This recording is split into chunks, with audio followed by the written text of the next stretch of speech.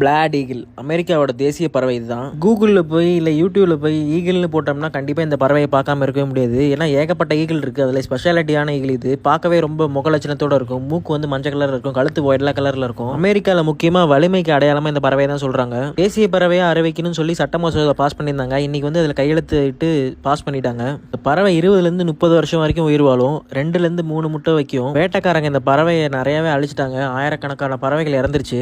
இப்போ ரொம்ப கம்மியாக தான் இருக்குது எண்ணிக்கையில். வானத்தில் பறந்துட்டு இருக்கும்போது கீழே ஏதாவது லேக்கு ரிவரு இது மாதிரி இருந்துச்சுன்னா அவ்வளோ ஹைட்லேருந்து பயங்கர ஸ்பீடில் வந்து மீனை கவிட்டு போயிடும். 2 மைல் தொலைவில் அதோட உணவு இருந்தால் கூட கரெக்டாக துல்லியமாக கவனிச்சு போய் எடுத்துகிட்டு வந்துடும். மனுஷங்களை விட 8 மடங்கு ஸ்ட்ராங்கானது இந்த பறவை.